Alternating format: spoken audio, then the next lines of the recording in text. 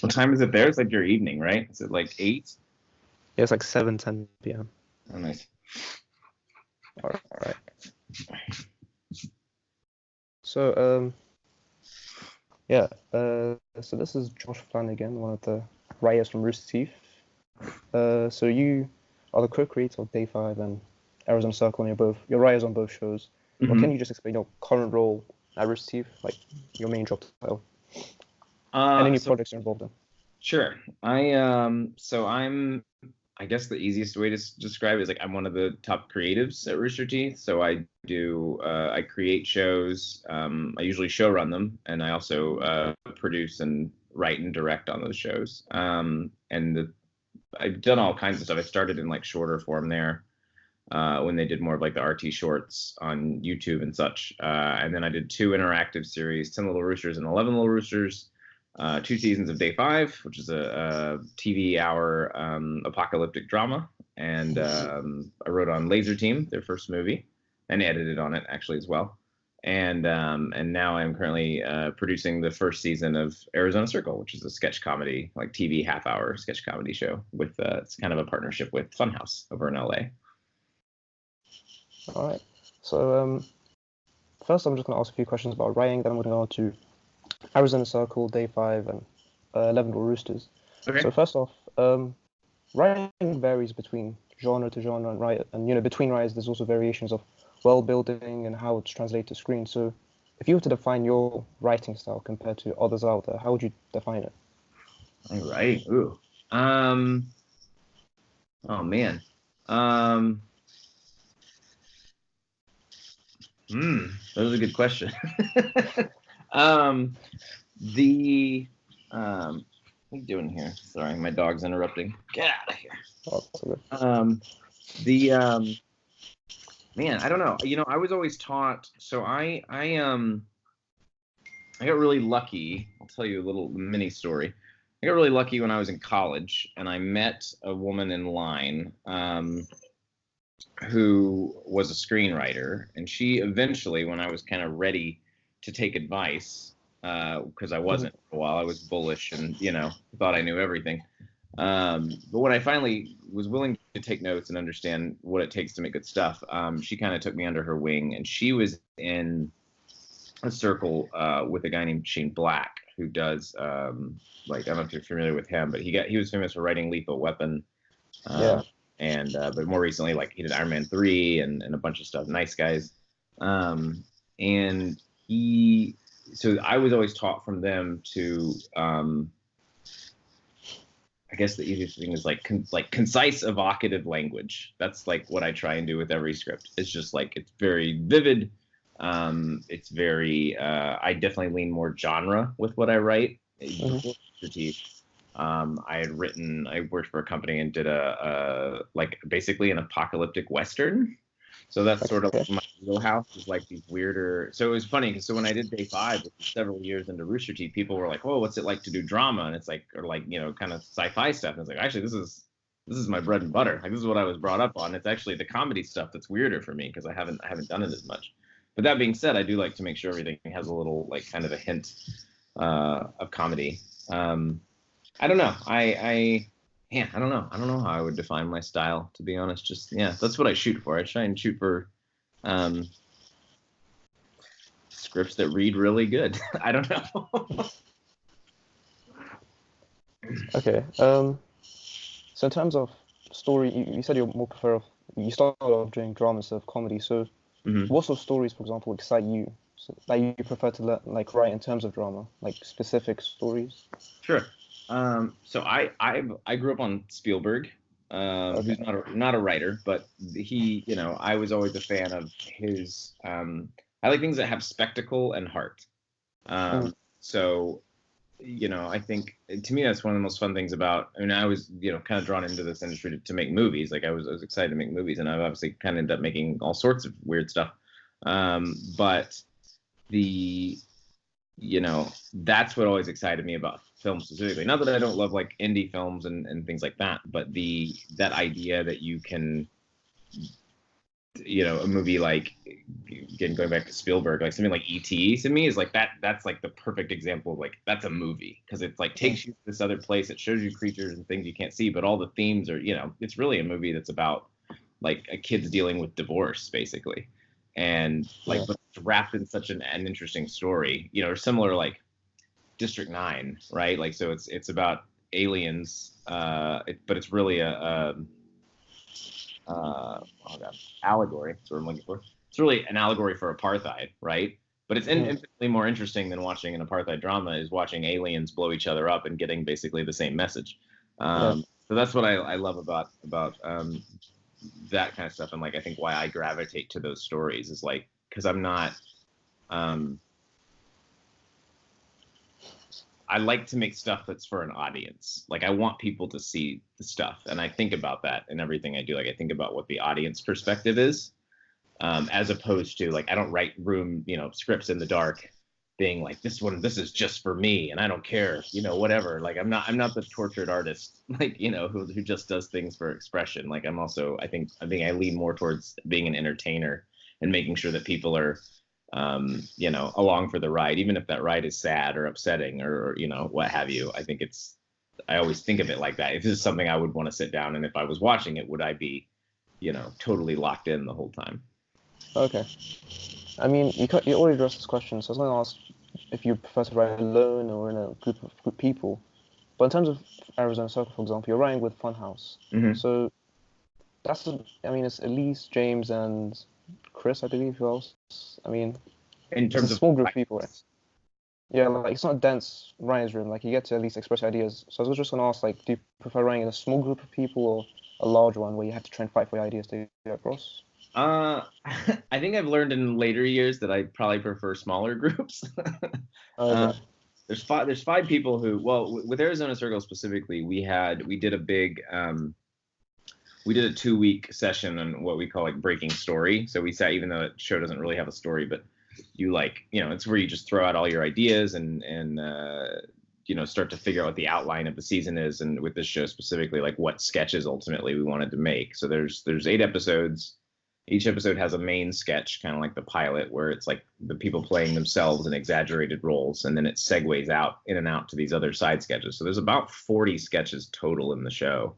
So Mhm. part of this process was basically making a giant list and saying, oh, like what are the best, sketches, and how do you balance that with variety and tone, and having some that are like more raunchy and some that are more silly and all these things. So that's kind of the first couple weeks of Breaking Story, and so we had everyone out for that. We had all nine. There's 9 people in the cast. Funhouse, Elise, James, Bruce, Adam, and Lawrence. And then on our end, it's me, Chris, Blaine, Gibson, and Jessica Vasami. And so once that ends, though, we wrote for that was in October.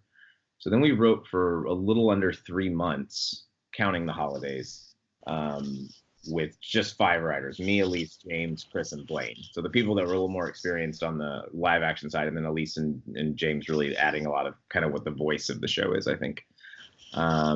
So yeah, so it whittles down as you go, but it's tough. It's a, especially if you're, because Elise and I are running the writers room, and because we're both we're sharing show running responsibility on this. It's a lot of egos and a lot of having to override people, or sometimes realizing you're wrong about something. And you get into a lot of what I call like lovers quarrels with people, where like you just can't stand them one day and you don't know how you're going to work with them again, and then the next day you just figure it out and you're like, all right, well, I guess we'll just keep going. There's a lot of creative battles with that many writers, which is I would say Mm. of if you're writing something completely by yourself, you obviously don't have that. So Yeah. Um. So I was gonna ask. So you send me the scripts and you have like draft three, draft four, maybe.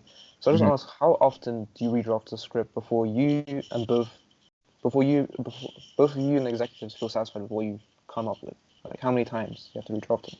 Ooh. Well, so there's sort of like an official number and like an unofficial number. And Oh, what I okay. mean by that is like there's the drafts that actually get turned in, which is like you said, like here's draft one, here's draft two. As you go into production, they turn colors. There's like pink draft, blue draft, all these things. And but really, I mean, for me personally, I end up doing, I would argue, 3 or 4 drafts before I submit it. So I'll finish a draft, I'll look at it and say, this is a mess, and then go through it again, and then go through it again, and go through it again, and then finally I'll turn it in. So my first draft is usually really like my 4th draft, which I think is true for most people. Like I think most people do, like most professional writers, I think do a number of drafts before anyone sees it, because your first draft is usually just such garbage. The I don't know, like in terms of when people get happy with it, it varies every time. I mean, sometimes you stick the landing really early. Like we have a script for Arizona Circle that's about Amelia Earhart, and Elise wrote it, and she got it right. Like in the first or second draft, it was like, yeah, this is it. Like minus some, small tweaks and punch ups. It's like, I think you got it. And then we had other sketches where, we're honestly just now kind of figuring them out when shooting. Or like actually a better example would be, did you watch that? Have you seen the pilot for Arizona Circle? Yeah, multiple times now. So the Banana Bunch sketch in that's it's just absolute nonsense. But we, or at least had written that, and then even on set we were filming it, we're like, I don't really know what this is. Like I don't know if we're doing this right, or if it's just gonna annoy people, like or what. And so that was a sketch we didn't even figure out, I don't think, until the edit, until we figured out just the right music to put under it and all these things, and how to edit it kind of at that faster pace. So anyways, long story short, it varies in terms of like when you're happy with it versus when other people are happy with it. Obviously, there's times where you're really happy with something and you turn it in, and then you will get just the most asinine notes back from the top, and you're like, what are you taught? Like they'll be like, yeah, I don't really like the what the protagonist's job is. You should change his job. And you're like, no, but that's the entire script. Like the entire script is about his job. So that's always fun. So you're talking about the sort of input you get from the higher ups. There's been a lot of stories about in Hollywood, as you said, ridiculous stuff being thrown back to you. So in terms of input you do actually like, can you give any examples of inputs you actually use and hate and sometimes just ignore? Sure. So there's a Neil Gaiman quote, I think, where he talks about how when someone points out that something's wrong with the script, they're almost usually right, and then when they tell you actually how to fix that problem, they're almost always wrong. Okay. So that's sort of and there's that popular phrase like note behind the note.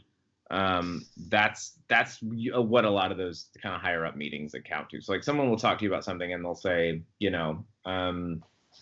like, so we had a script where a guy had this specific job that was kind of a niche job. Like if you've ever seen like, I don't want to spoil it because it's going to come out at some point, but it's basically like he has this weird niche job, kind of like movies like, if you've ever seen Hitch with Will Smith or something, where like he's like a matchmaker, and it's like he's the one person in the world who has this job, right? It's a very niche job. So we had that, and then like they were like, this is kind of what I was talking about a second ago. They were like, yeah, we don't believe this job exists. Like we read the script and we're like, no one would have this job, blah blah blah. Like, and so they want us to completely change the job, and we're like, well, that changes the script. Like we can't really do that because we lose our hook. But we looked at it, and what we realized was it just needed someone in the script to say it. It was like one of his friends to go, I don't know how you get paid doing this, whatever. And he's like, I don't know, I just, there's a hidden market for it. It was as simple as that. And it fixed all their issues with it. But their initial suggestion was you should change his job and change the whole script. We're like, no, we'll fix this somehow. And you end up doing it with 2 lines. So that's a lot. Usually when people are suggesting to change things, a lot of the time as you're looking at, what is actively wrong with, what's wrong with it that they're picking up on, but they don't know how to articulate, if that makes sense. And then sometimes, but then sometimes you do get good notes. I'm trying to think of like a good like specific example. Man, I'm trying to think. Thinking through projects. Not Laser Team. Laser Team's so different. Script.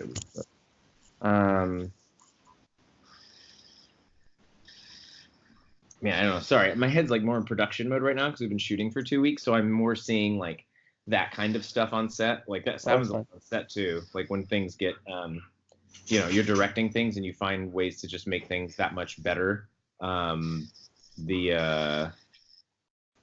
like, wouldn't it be funnier if this? Wouldn't it be funnier if instead of eating the dead body, he slapped it down on top of the birthday cake first and he ate them both together? I know that's like totally out of context note, but that happens in our show. Okay. So you end up finding a lot of little stuff like that. I don't know. Sorry, that was a really long rambling answer. Did that get anywhere near answering your question? Oh, it's fine. It's still Okay. something.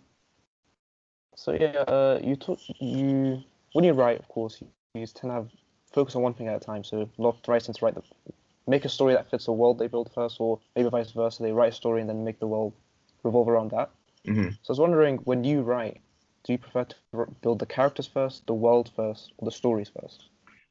I don't have. First of all, I'm a really slow writer, Okay. probably slower than most. But the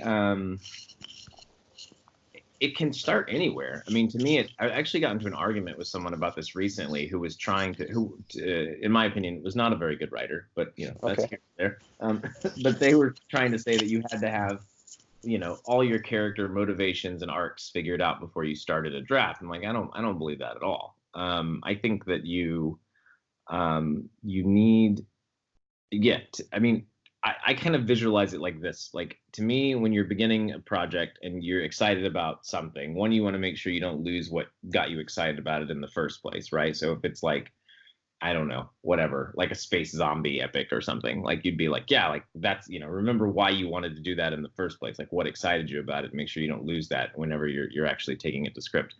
But then it becomes, I basically just start, again, how I visualize it is like it's just like dumping out puzzle pieces. You're just dumping out all the ideas. It's like, well, what if this or what if that? It doesn't have to be related. Maybe it's like a piece of dialogue that you've had in your head, or a funny conversation you had with a friend that you're like, actually, that'd be really funny to translate. Like, I think that would make a funny joke in a script, or a funny scene, or this crazy time something happened, or stuff you're reading. I feel like a lot. I try to do a lot like research on every project I do. So when I'm doing, like when I did the 11 Little Roosters, which is spy comedy, like I watched a lot of James Bond movies and watched just like a lot of spy lore stuff. I went to a spy museum in Berlin when I was out there. Like I just start consuming stuff. Same with day 5. Okay. Day 5 we start, you read a lot of apocalyptic stuff and all these things, and it's like the weirdest things that will make sense. Like the things you're reading, the things you're watching, or the things. It's usually the things you're reading, because if you're watching it, someone already stole that idea, obviously. But if you're reading just like a history book and you suddenly find this really interesting, history story, you can dump that in. Like a small example of this would be in day 5. There's sort of a circular dialogue in 2 episodes where the Sandman, out in the desert, that he quotes. Damn it, what's his name? Blanking. He quotes like a poet or something. It's not Frost, but he's like, they quote it and he's like, like Frost. And then someone uses it later against him. He quotes a different quote from the same guy, but I had just found the first one first. I was looking for interesting quotes about sleep, and I found one, and then I thought, wow, I wonder if there's like another one that he could use back, and that would ingratiate him to that guy, and blah blah blah. And then sure enough, there was. So it's this weird chaos process of just like amassing as much things as you can, and then kind of stepping back and seeing how the pieces connect. And what's usable and what's not. Obviously, that ends up changing a lot as you go through drafts, but the initial stages to me are just like, it can start from any side, especially if you get stuck. I mean, we definitely did that, I would say, in day 5, season 2. There was a moment we were scripting where we were mid-season and we didn't know what to do with an episode, and we were like, well, why don't we rethink this from the bad guys' perspective? Like, what are the bad guys doing off screen? And you wouldn't see them, but we kind of took it from that and said, well, this is how whatever their actions are, this is how it affects this world. And suddenly we were unstuck. We were like, we got it hammered out. I also like to write. I write very chronologically. Some people will jump around and write scenes all over the place, which is fine. But me personally, like, because you're gonna watch it and read it linear. You're gonna read it start to finish. I'm very big about like 5 pages in. Are you interested? Are you hooked 10 pages in? Are you hooked 15 pages? And I'll just kind of do these insane cyclic revisions of just like before I start page 15, I'll go back and look at 1 through 14 and rewrite those and then do 15. And then I'll go, when I hit 20, I'll go back to 1. And it's probably a really unproductive process, but, that's how I'm, crazy like that. So yeah, you said before that you don't like to like lock yourself into a room and just write a story for yourself. Mm-hmm. So just when you consider the audiences, do you try and target a certain audience when you write, or do you just write a story and hope the audience can find it themselves? And do you like target specific people, for example, who like a specific genre? The only time I feel like I've written stuff specifically for an audience is stuff for Rooster Teeth. Like, I think stuff like 10 or 11 Little Roosters, there's things in there that are so specific to that audience. Yeah.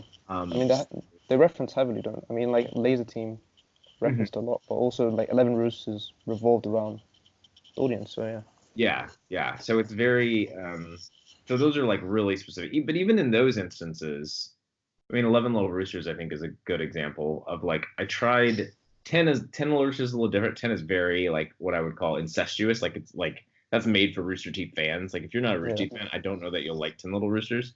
But 11 Little Roosters was written a little more broadly, where hopefully, with that stuff, I try to be somewhat subtle about it. And it's like, because what you don't want is to make a joke that only this small fraction of people understand, and then leave that joke, it leaves people hanging, like they felt like they missed something, where they're like, well, I don't know, was that a punchline? What just happened? So that's always a tricky balancing act. That being said, if I think a joke is funny, not everyone is going to get everything you write, right? If you reference, some obscure book or whatever, that doesn't necessarily mean people are going to get it. But if you like it personally, then, go for it. But I think most of the time I don't write for a specific audience, at least not in my head. When I write stuff, I'd like to think that people, who would enjoy, with Day 5, like the hope there was that people who enjoyed stuff like Walking Dead or Lost would enjoy it.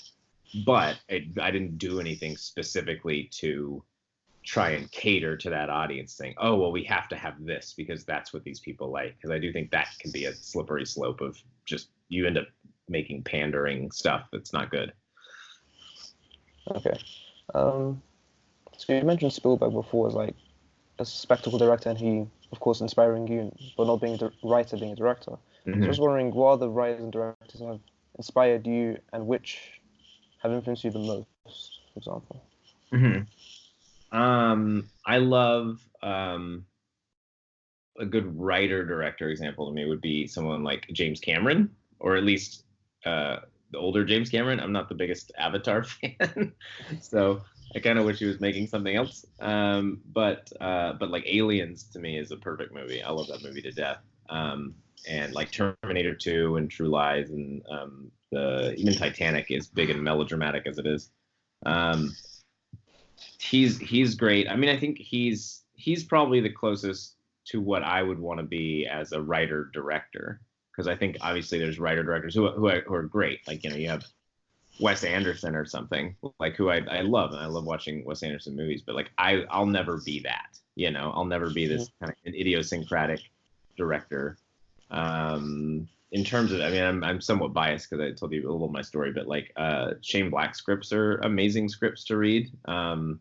They're so smart and have so many fun surprises. And if you ever get a chance to read Shane, I don't know if you ever read any of his scripts, but like his scripts for whatever reason are just so much better than like the movies that they get made are so good, but like his scripts are incredible. Like if you read it, it's just like it's like a great book. Like you start reading it and then you're at the end and you don't know how 2 hours just flew by because it was such a good read. So both of them, trying to think. It's weird because I've tried to go back and read a lot of older scripts, especially when I was in school. You'd read like Raiders of the Lost Ark and or even, this isn't super old, but like you read like Tarantino scripts or something, and they're so dense. They're still good, but they don't have like the kind of light-footed just like it doesn't. It's interesting to read, and then you see it on the screen. You're like, okay, I see where this came from. But like the James Cameron scripts and the Shane Black scripts to me, just like those are art in and of themselves. Like that script, like you could never make that and read it and just you had an amazing read. Like that's what I strive to do, and I think those are the people that excite me as writers. Like that, the script itself is so good, you almost would never have to make the movie because it already is an incredible read. So you mentioned Shane Black, how the scripts tend to be better than the movies themselves, mm-hmm. and a lot of that can be, I'm presuming stuff getting lost, maybe just not getting put into the final cut. Mm-hmm. So I was just wondering about when you write a script, do you often have to do you find yourself cutting out a lot of stuff which you love, or how do you feel about the final product compared to how you intended to write it? I have been fortunate in that I have gotten to make most of my scripts, and so I feel like with a lot of them, maybe this is just sheer arrogance, but I think with most of them, I have felt in the end that we made something that was better than the script.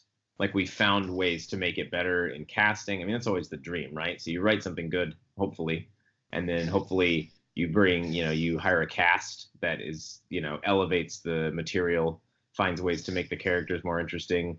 On set when you're directing, you find ways to tell the story more visually or add these little flourishes that build out the world.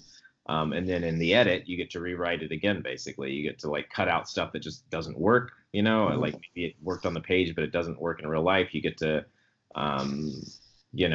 play with the style of it. And so the hope is that every stage makes it better. And I honestly feel like the most things I've done, I mean, I think Day 5 would be a good example. I think I was proud of the Day 5 scripts, but I actually think the show we made is better than the script, which is good. Sometimes I will say the one exception is, I didn't make this, but I would say I was never super happy with Laser Team. It's very different than, because Chris and I wrote the early drafts, and then we didn't touch it again until the movie was shot, and we came back to help on the edit of it. But that's a very different movie than what we wrote. And it was Bernie and Matt's idea, so it's that's their prerogative. They could, they're the creatives behind the what ultimately got made. So obviously, up to them. But it's different than the movie I would have made. I'll say that. Okay. So you said that Matt and Bernie made Laser Team initially, and I think the same thing was with Day 5. It was teased for like years, and it changed from a movie to a TV show. Yep. So I'm presuming you came in later on in the process. So just wondering, how do you approach the material? If you come into a project sort of late into the process, how do you approach the material that's already existing, and how do you change it? How do you remove it? How do you deal with that? By throwing huge temper tantrums when you don't get your way. That's the secret. So I came on. Okay, so Day 5 was originally, there was a point where Day 5 was going to be Rooster Teeth's first movie. And they had shot that one scene with Joel at RTX. I think it was RTX 2012. They got all the RTX attendees, and they had 1,500 extras or something in downtown Austin. What's funny about that shot is they actually filmed that shot with no context. Like there was no script for that moment. Like it wasn't a piece of a scene that they had. It was just they had an idea for this shot, and they're like, we're just gonna get the shot, and then we'll figure out later how to work it into something. So it's like, okay. I wasn't there then. It was 2012. So I started working for them in fall of 2013. And at that point, they had decided to write. They had decided for whatever reason that Laser Team was going to be their first movie now. And they felt like, okay, we have to. They felt like because they had teased Day 5 and because they had done they had filmed that scene, they felt like they had to put something out to the audience. And so at that point, they were like, well, we're going to make a short. We're going to make a short using that shot, and we'll film the rest. And then we'll make Laser Team. So Chris, that was my first writing job for the company. Chris Damaris and I wrote the Day 5 short that no one's seen. No one's ever seen this short. I mean, people internally have seen it, but it was never released. Mm. So we wrote. So I mean, that's I think exactly what you're talking about. Where I mean, they kind of had this stack of stuff that they had initially tried it even before it was going to be a movie. I think it was going to be a web series or something. They had these kind of 15-minute episodes, like a almost more like a mini series. I think it was like there were only 8 episodes. There weren't going to be more than one season. It was these tiny 15-minute episodes. Very, very different than the show we made. So it was looking at that. They had done about no, they had a full draft of a script. They had like a short 80-page script for a movie. And so Chris and I dug through all of that and just basically came back and said, here's, presented them a treatment and said, here's the story we would like to tell. Like, we've taken these pieces from what you've done. We threw out most of it, but we kept, because some of it just didn't make sense, right? If you're gonna make a short, you can't condense the plot of a feature film into, a 20-minute short. It's just gonna feel like you're watching a Cliff Notes version of, the bigger movie. So we centered it more on like Joel's character. And we gave him this interesting, insomnia that he had and all these things. And basically the short we made, ultimately, we ended up basically remaking that as episode 4 of the first season of Day 5 that stars Joel, has the same shot. But no, you just, I mean, I just look at what they've done. I take the stuff I like, it's a lot of conversations and you get pushed back on some things. There were some battles we lost kind of during the short. Because they had a specific vision for what they wanted to do, and we had a specific vision for what we thought should be done. But then that all kind of worked out, because then when I got to do the series, they were very nice about, like, Matt and Bernie were very cool about letting me basically run it with my vision. Like, this is the direction I'd like to take it. And they were cool, like, letting that happen. I mean, I still got notes and things, but they're very good about when someone's directing something, letting them actually direct it and actually take it the creative way they want. But yeah, it's always a balance. You crib through stuff and just, I don't want to work on something that I'm not going to be happy working on unless someone's going to pay me an absurd amount of money. Maybe that when that day comes, I'll be like, yeah, I'll do it. I'll write Transformers 7, But in the meantime, I try, I'll try and be honest with people and say, this is what I think's good about this project, and I think you could lose the rest. So. Okay, so you working at Rooster Teeth, you write for Rooster Teeth First shows, so it's mainly like Netflix-like shows where you tend to binge it, or, I mean, I guess in terms of Rooster Teeth, it's released weekly. So working in that kind of modern medium of entertainment, what pros and cons do you see as a writer writing now compared to maybe like in the 80s, back then, or maybe anytime? So, like, compared to like writing for actual TV or something versus like web. It's very there's pros and cons. It's like, the good thing about doing stuff that's more web centric or more like SVOD centric is that there's like, you can actually get stuff made. I think when you get into the bigger processes, it's very I mean, even now, like, if you're going to try and go out and get a $50 million movie made or something, like, you're going to sit in that pipeline for years, and a lot of those projects die at studios and all those things. And so one of the nice things about Rooster Teeth is, for better or worse, they make a lot of stuff, and they will, they're always finding ways to produce stuff and be scrappy about it. And I think a show like Day 5, especially, you wouldn't, I don't think you could have made that show. I mean, our budget was, like, compared to TV, was comical. I mean, we were, I think per episode, we're like a tenth of the budget of a Walking Dead episode. So we basically made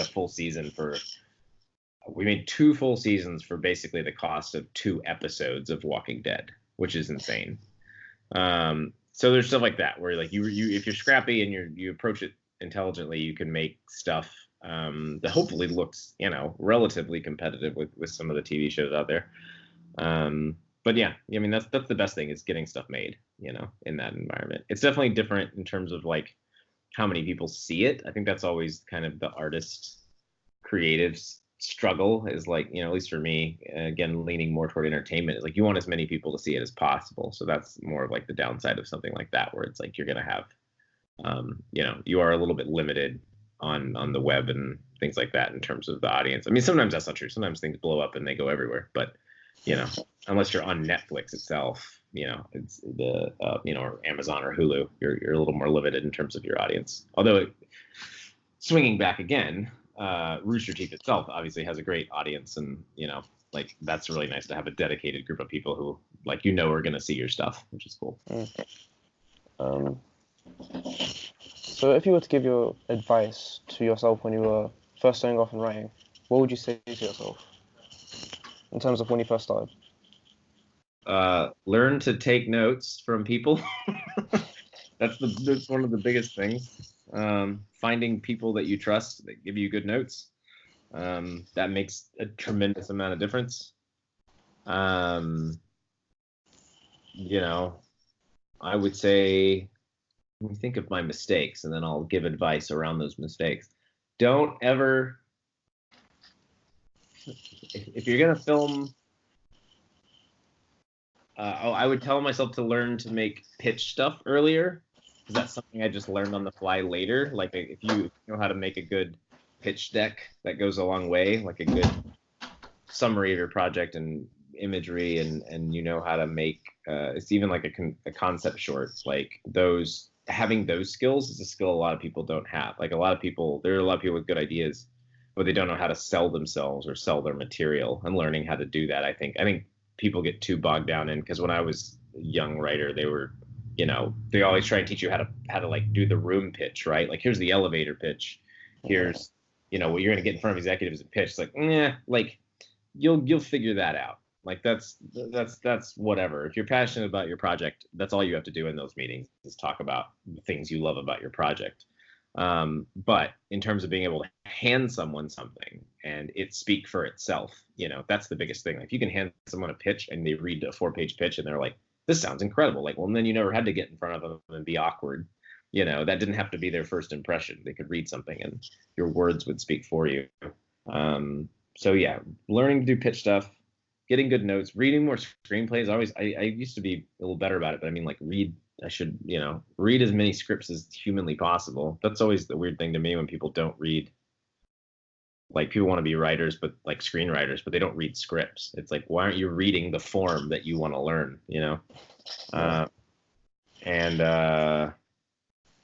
let's see. I don't know. Those are probably like my biggest things. Okay. Take notes. Yeah, notes are the big one. You got to find people you trust and get them to give you good notes. Because if you don't do that, that is, I will say, is the one downside of writing by yourself. Is if you are not. I mean, writing by yourself is fine so long as you are at certain points getting notes from people you trust. If you only write by yourself in a vacuum, like I don't know how you ever write a good script. Okay. So you're talking about for day 5 getting material beforehand, which is already written. So in terms of a broader sense, adaptations tend to take stories which already exist or material that already exists. So just wondering, have you had an experience in terms of adapting material or existing material, and what differences are there between adapting it or creating your own ideas from scratch? I was working on a project with someone who was adapting a kid's book. I can't talk much about it because it's still sort of in progress, but it's very like, I honestly found it easier because they've done most of the work for you. So like, if you read a book and it's a good book, then you're like, oh, okay, I see it. And then you just start going through, like we wrote a treatment based on the book. That's, you consolidate some things, or you kind of hammer it more into what, a movie format, or you look at the idea in there that speaks to you, which isn't always what the book focuses on. Sometimes the book focuses on something else. There's a thing I don't have the rights to, but there's a video game, you might know it, called No More Heroes. That I would love to get the rights to that at some point, because I would love to make that movie. I don't, but the movie I would make is wildly different than the game, because what I think is good about that game, or like the pieces that I think would translate to the screen that like a mass audience would enjoy, and not just kind of like a small anime gaming audience, like I think are very different than what those games are because they're so over the top and insane. But that's like it's on my wish list. I really want to get the rights to that game and just write one script just to see if someone would be willing to make it. But yeah, I would. It feels like it's a little easier to adapt just because a lot of the good ideas in theory are already there, and you just have to figure out what the right form for them is. Okay. So I mean, Laser Team is more of a light comedy. Arrows and Circle is more of a comedy, and Day 5 is the main drama. So in terms of shows like Day 5 and projects like Day 5, when you consider morals and sensitivity in terms of like writing against sensitive topics or maybe considering tradition and going against tradition, how do you consider that in the writing process? Do you often ignore it, or do you take that into account in terms of how people react to that kind of commentary?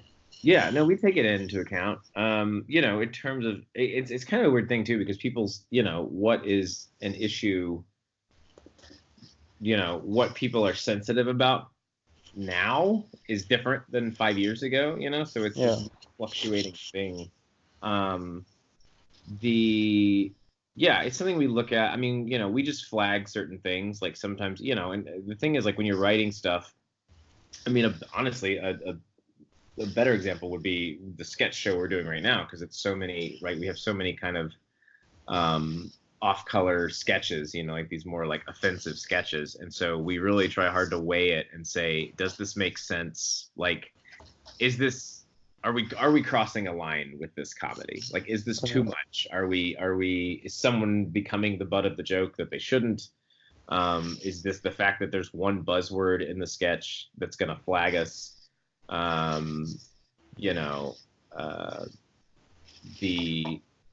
So we're very conscious of that, and that goes through revision. So sometimes we get through a scripting phase, and then you'll get to set or art department or one of your departments will look at it, and someone will come back to you and just be like, hey, just so you know, like this feels a little like iffy. Like I don't know, like I don't know if we should do this.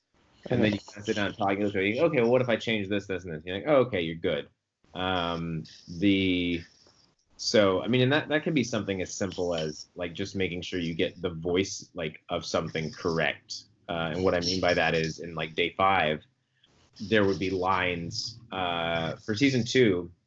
We actually broadened our writers room. Season 1 was written just by me, Chris, Aaron Marquis, and man, I'm blanking so hard on names right now, but one other guy wrote it too. So it was just all guys wrote season 1. Then season 2, we added 3 more writers, and we added one was gay and one was a woman. So it was like we tried to diversify that and make sure that we were getting more voices in there, because I think like to me that's how you make the best stuff anyway. Like it's it seems like kind of a weird PC move, but at the same time it was like if you're only ever writing from my perspective, then I feel like that's not near as interesting as especially when you have a show that represents there are 8-10 characters in that show basically that you follow. So if they all sound like me, I don't think that's particularly interesting. Did you lock yourself in? Hold on, sorry, my dog locked himself in this room. Here, dummy.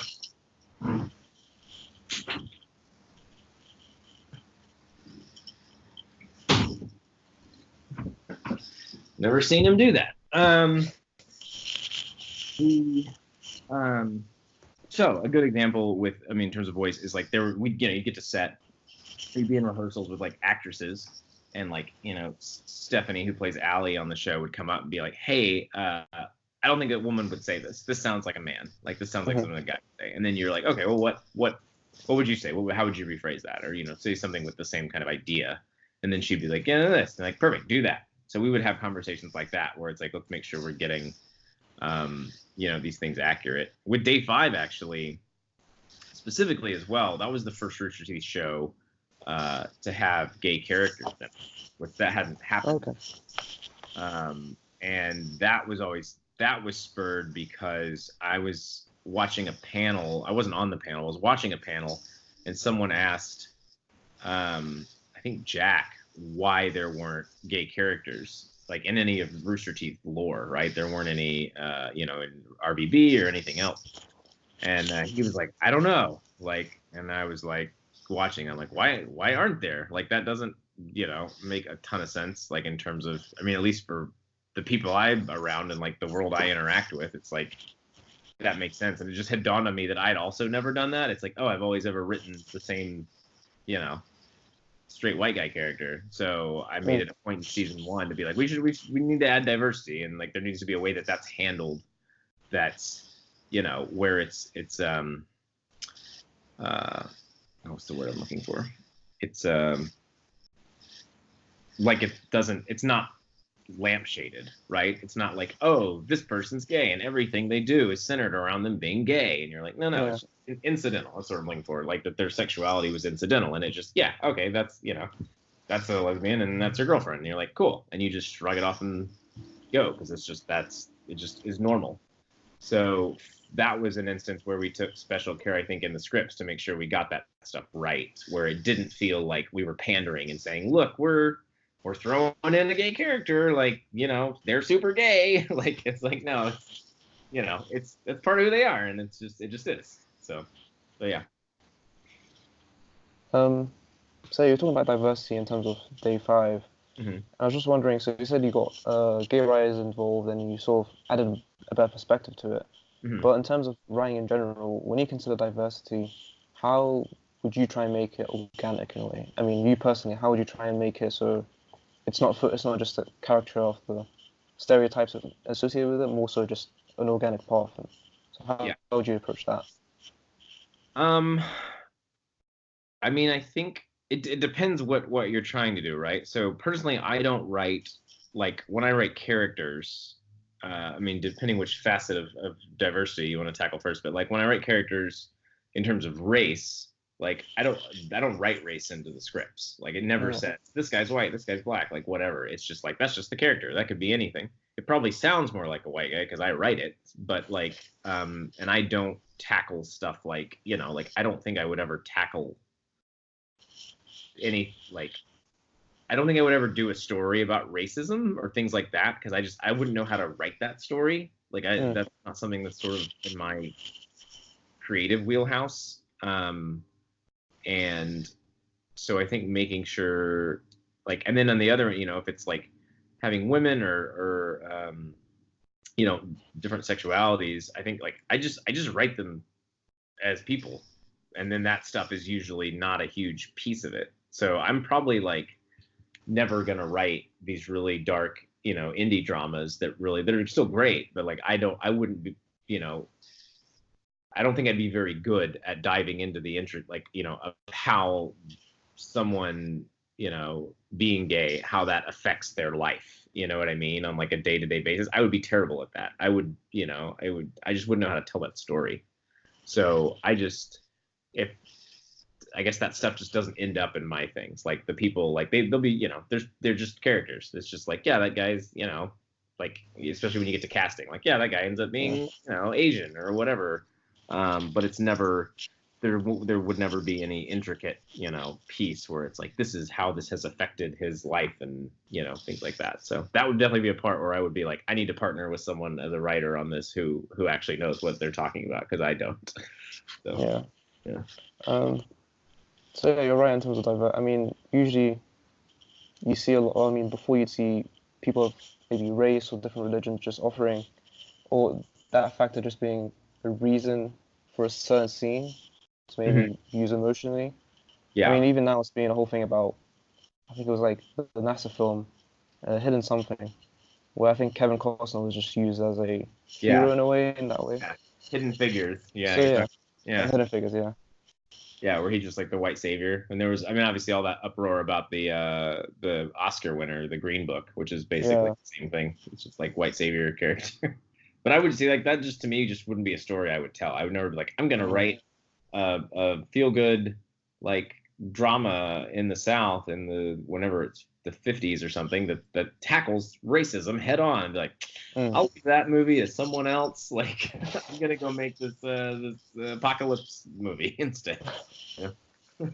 Um, so moving on from diversity, in terms of writing, what limitations have affected your writing directly? So I mean, stuff like age restrictions or different bad press associated with different projects has sort of impacted drawing? So like maybe making it more safe for kids or completely altering the story. What experiences have you had with that in terms of Um, limitations?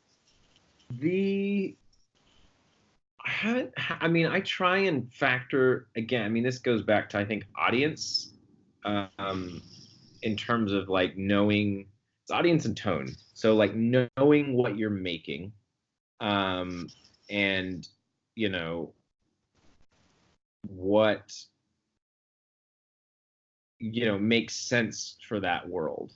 And so that's like I'm trying to think of like a good.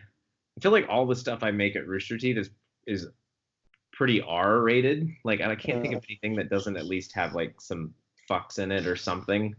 I mean, all the little roosters have profanity at least, and obviously gore. Day 5 is obviously like a hard R, but even Arizona Circle is it's pretty raunchy, and there'll be profanity and all that stuff in it. So it's not something I've had to take into so much account with these projects, but on other scripts, like on some projects I've been developing for a while. I've been developing an animated series actually for a while. And with any luck, Rooster Teeth will pick it up, but we'll see. It's been an ongoing conversation. But with that, it's like to me that exists in like a PG world, and making sure that everything in the show lines up with it. So I feel like I'm pretty good at that. I don't think I've ever really been flagged on having something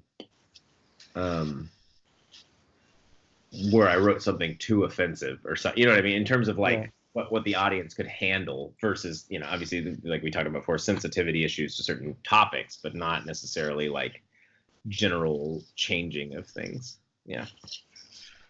Okay. So this has been a sort of a topic in terms of Rise being given all creative freedom or having no limits at all. If you were to choose, would you prefer setting limits or challenges in terms of meeting certain goals or just personal goals in terms of scripts, or do you prefer having that complete freedom when writing a script? Ooh, that's a good question. The Or I guess because they say like if you set yourself different, or if you put yourself in a box, you get to work harder and make a better script instead of just getting all the resources and just making a mediocre one in comparison. I think that's ultimately true. I think especially when you're under the gun for certain things, or you're, but I don't think that has to be. It's kind of true. Like, it's a similar thing to when, like, yes, writing in the open is sort of terrifying because you don't know what, it's I think there's no expectations, I guess. Right. There's no expectations, and also like you're just floating in the abyss, sort of. But I'm old enough now. I'm 35, and I've been working on ideas for a while, and I kind of feel like at this age, in this point in my career, besides the stuff I've made, I have maybe 6 or 7 ideas that have stood the test of time, and some of those exist in like fragments of scripts. Some of them are full scripts that I've done. Some of them are just a 1-page pitch that I wrote on a weekend whenever 10 years ago or something. But those, I'm at a point now where I have a list of things I can work on, and even though it's not limited by time or because no one's counting on those at the moment, what's nice is like they all have some core concept, so that locks me into something at least. And then I get to say, okay, like how do I make this core concept the absolute best it can be? So I think no matter what, locking yourself into something, I mean, I guess it's inevitable at some point you're going to write something, but once you got the concept, it's actually a pretty similar thing to being in the box and saying, hey, you have to write this sleep drama, and the hook is that when people fall asleep, they die. I mean, that was basically they gave me all the old scripts, as mentioned, but pretty much gave me freedom beyond that. They're like, this is the premise, and it has to have this one Joel shot in it. And I'm like, cool, let me see what I can find. So I just did a bunch of research and did it. And so that's the same thing, with like, same with like the animated series that I was pitching. It, has a lot to do with like technology and how people interact with it, and has this kind of weird adventure element. So I just started like, watching all stuff and figuring out like what made sense in those parameters, and So I think you end up doing that either way. It's just the beginning when it's wide open and you can write absolutely anything you want. To me, that's the scariest. I mean, it's exciting, but it's also, in terms of productivity, it's probably the least productive because you just float. Um, so this is last question before we move on to Arizona Circle. Mhm. And if I understand correctly, you were in the army, so this was going to have Mhm. some relevance in terms of it. But there's been a whole thing about patriarchy in Hollywood films, about how, Independence Day, for example, Americans always come up on top. They're the ones who sort of fix the whole situation. In Right. terms of your writing, how do you ever consider that when you write, or maybe is it unintentionally in that? Like, what do you think about that? In terms of America, like Yeah, that. in terms of like patriarchy in films, yeah. Um, it's there's a script I can't talk about, but I have a script that sort of addresses that, but's on the opposite end where it's kind of deconstructs that. Okay. Because that was my experience. I know what you're saying. It's weird to watch a movie like, I mean, Independence Day is, which is kind of silly nonsense, but like a better, to me, a film that sort of like I kind of shook my head at was something like American Sniper. If you ever saw that? Oh yeah. The Clint Eastwood movie has Bradley Cooper. Like with that movie, it was just the weirdest, like rah, like the Americans are great. And he totally, every shot he made was good and blah, which is fine. Like I'm not saying that guy wasn't a good guy and that he didn't do what was necessary. It was handled with like no subtlety, right? And every time it would Yeah. cut to there's a bad sniper that he was like fighting against, and you learn a little bit about that sniper early in the movie. They're like, oh, he was like I think he was from Syria or somewhere. He was like an Olympian. He was like an Olympian shooter, and Mm. that was from somewhere in that region. And um, but every time it would cut to him, like I remember one shot specifically, like Bradley Cooper and them show up in one town, and someone calls the bad sniper, and he's sitting at a coffee table, and he's just spinning a bullet on a coffee table, and it's just the most cartoonish nonsense of like, this is what evil snipers do in their free time. They just spin bullets on their coffee table, waiting to shoot again. You're like, fuck you, Yeah. like, come on, like, not that and again, not to say that guy was a good guy necessarily, but there's a way to tell that story and to be really interesting and say, why did this guy fight? Why is this guy against the U.S.? And I think that was what I learned a lot when I was in Iraq. So I was in the army, I was infantry, and I was in Iraq. And when I went, it was a very, because I signed up after September 11th, so it was this whole thing of like, this Oh big yeah. patriotic kind of uproar. And I never even thought about joining the military before that. I was actually going to go to game design school at the time, and then I got swept up in that and just felt like, God, New York got attacked, and it's like we should go do something. Like I should serve. I should serve my country. This seems like the time. Mhm. But when you get over there and you actually are in a war zone and you learn a little bit more about the politics of it, it's like there's so much. It's just so much grayer than all that. Yeah. Like those feuds. And I'm not saying, like September 11th was great or anything, but it is interesting to look back and see how long those feuds go. How much Yeah. that dates back to Afghanistan and Russia being there and all these things. It's just like it's such a complex issue that's not as simple as like these people attacked us for no reason and we're just going to go over there and clobber them and America's great. And Yeah. um, I remember sitting in when I was deploying. I was 19. And I was sitting in the gymnasium, big gymnasium, waiting to board the flight to Kuwait, and they were playing all these songs, these like rah songs, like in this gymnasium, just thousands of soldiers waiting, and there was like this one song that was just like, I don't know if you know the song, like that goes yakety yak, like don't come back. It's a silly American song from, I mean, I think from maybe the 70s or 60s, but they had Yeah. rewritten the words, and it was all about how like it was like instead of yakety yak, don't come back, it was yakety yak, bomb Iraq, and all the other lyrics had been changed. Like it was basically mad at Germany and France for not coming with us, and how like Oh. we need them, and it was just like, and even then, before I'd even gotten over there, I was just like, this is a little much. Like This is, I mean, like, even before setting foot on the ground, I was like, I feel like not everyone has to jump into every war immediately. Anyways, that's like a whole rabbit hole. But I definitely, I guess, the long answer to your short question is like I think I'm actually on the opposite end of that spectrum in terms of how I view patriotism and heroism and stuff like that, and that to me it's a more complex issue. So I probably would not make a movie like Independence Day. Yeah. I mean, yeah, for me, in London and being from Iraq, sorry, it's watching American Sniper movies like that. They have those moments where they do sort of sympathize. I mean, there's like the whole scene about the drilling and the child. Right. I mean, it just sticks in your head. But besides that, you sort of see only one side of it, or sort of the tip. I mean, even like Aladdin has always been a weird gray area. Or Right. sort of like the more darker skinned ones always the enemies for some reason. Aladdin's like the Tom Cruise lookalike. It's Right. sort of a weird area in terms of Hollywood, but yeah, Did you say you're from Iraq? yeah. Oh wow, what part? From Najaf and Baghdad. Oh, okay, nice. I was in Tikrit when I was there. So I was a bit north. Oh, okay.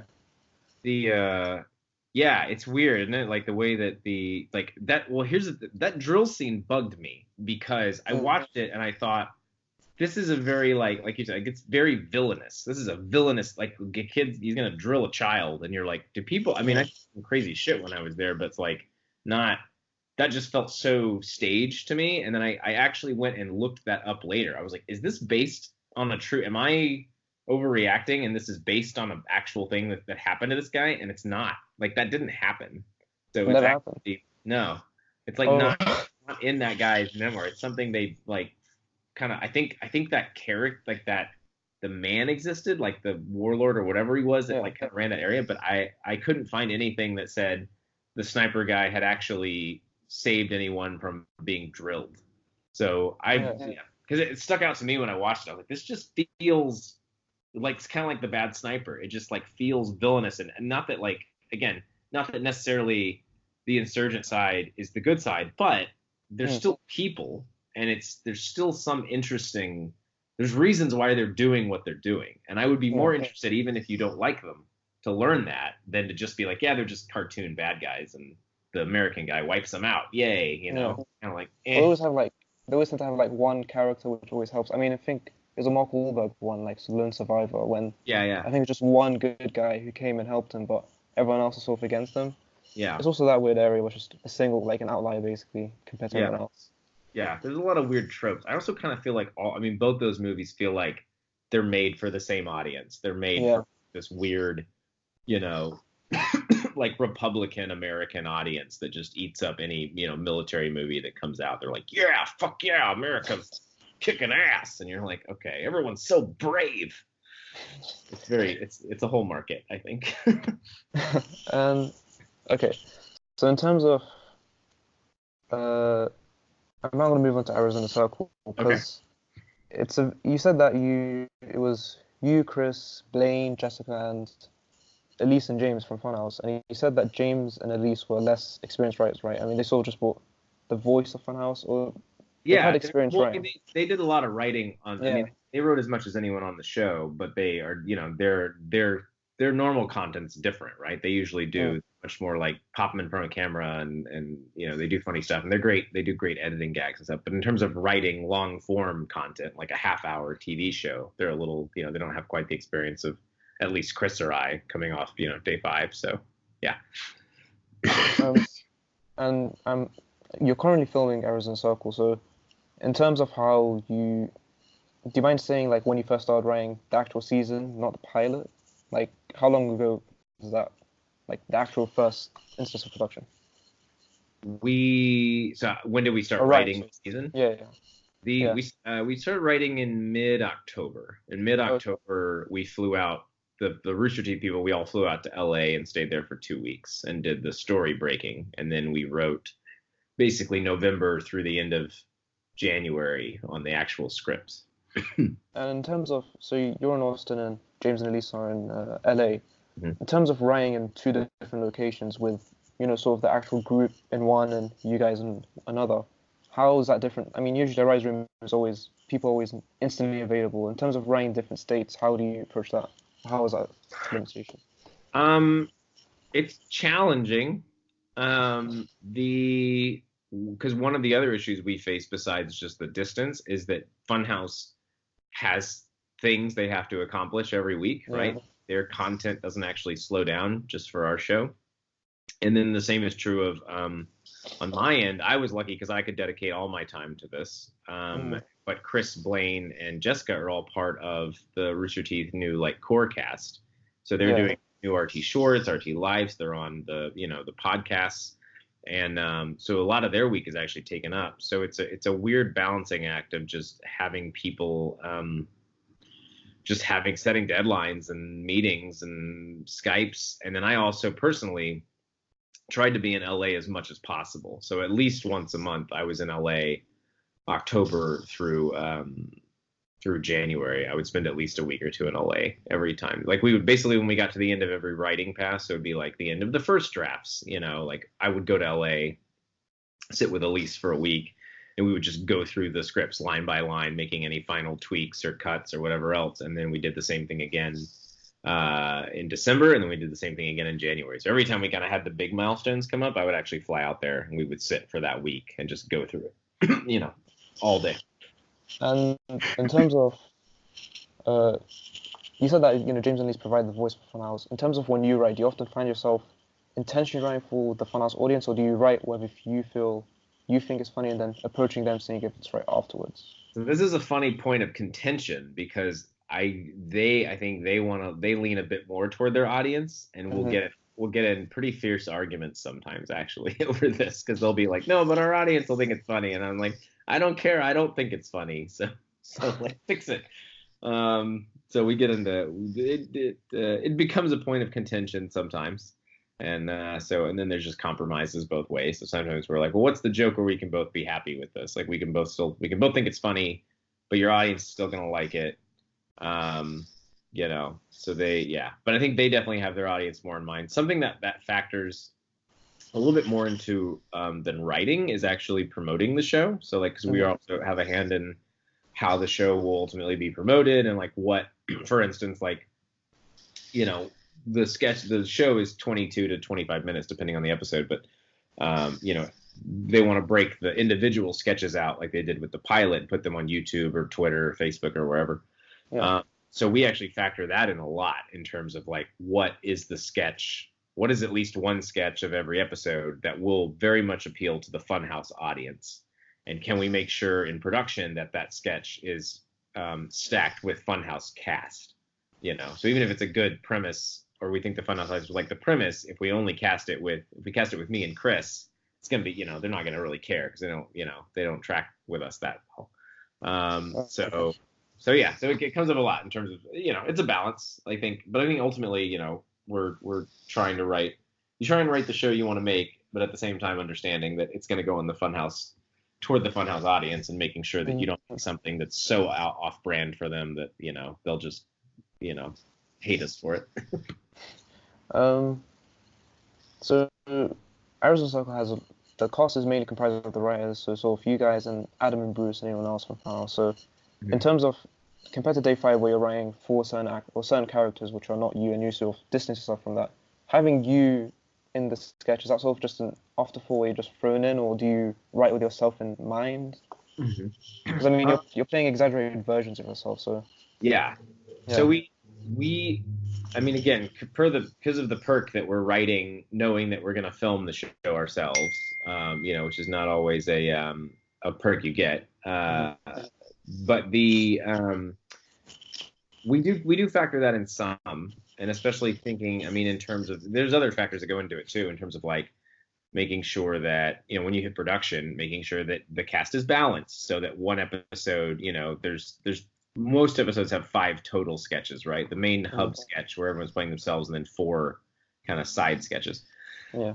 The issue, what you don't want to have happen is have like one sketch where, let's say, James is the lead in all 5 sketches, like, okay, well, that doesn't work. We got 8 other people. We got to figure this out. So that factors into it some in terms of balance. In the actual writing phase, it's a mix. So there's certain sketches where someone would pitch a character, and it's it's either for them. They're like, I really want to play this character. I have this character in mind. I think it's gonna be really funny. Can we find a way to Jesus, stop messaging me.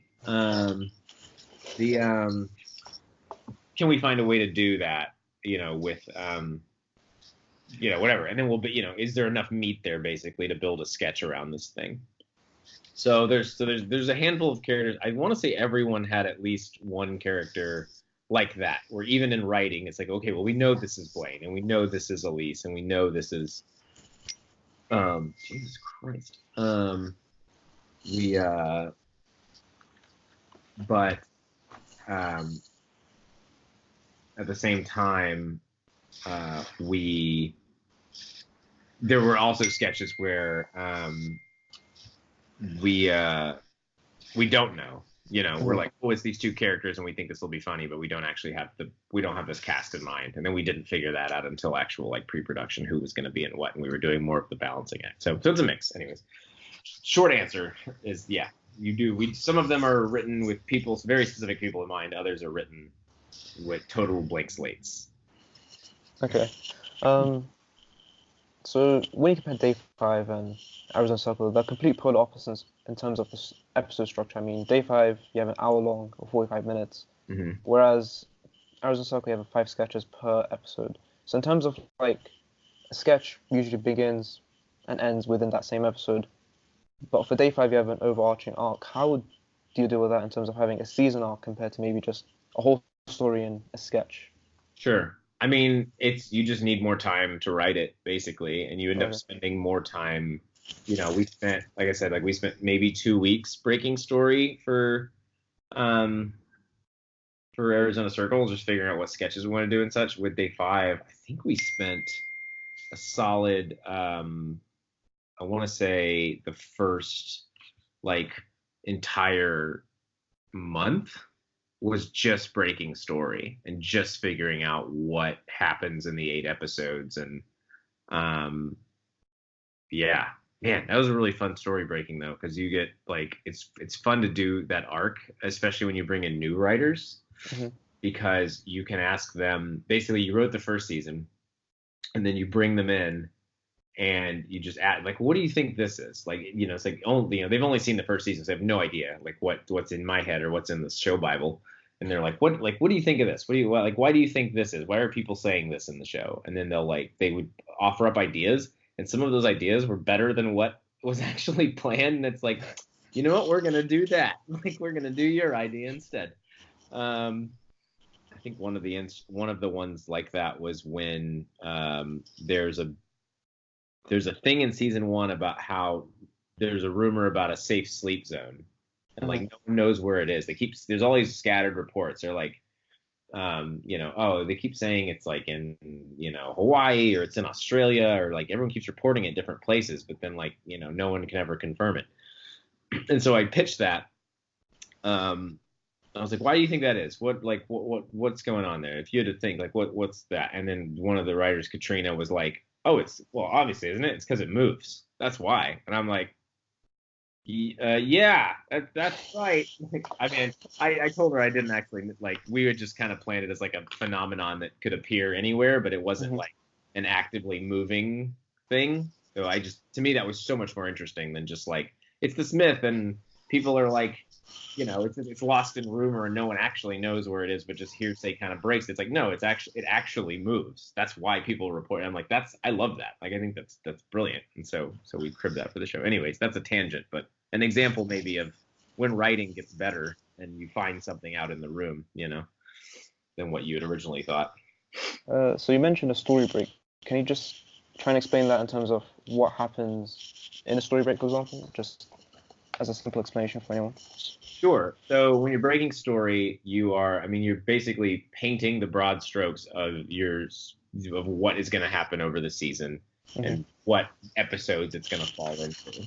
And you try and come into that with as much as you can. I mean, the hope is, as showrunner and head writer, you're bringing some idea of what you want to do. If you have it all figured out, great. So when I came into Day 5 season 2, I knew that we were gonna do the San Men's Oasis. I knew we were gonna do Like I want to do, it's the idea of sleep as a commodity I thought was really interesting. Like in the first season, like no one gets sleep, but it's like, well, what if someone could weirdly control sleep? Like there was a safe zone. If you left that zone and you fell asleep outside that zone, you died. So you'd always have to return to this place to sleep safely. It's like, to me, that was really fascinating. And then also basically doing an unreliable narrator story where you basically follow a bad guy the whole season, but don't realize it until the very end because he's played very heroic, and his when you go back and kind of rewatch, you realize his interactions aren't nice; they're manipulative. Like everything he does is to manipulate and get where he wants to be. So that's basically the only broad strokes I brought into the story breaking thing in terms of what would happen, and then you spend those weeks like just doing really broad beats. Like, okay, well, we want,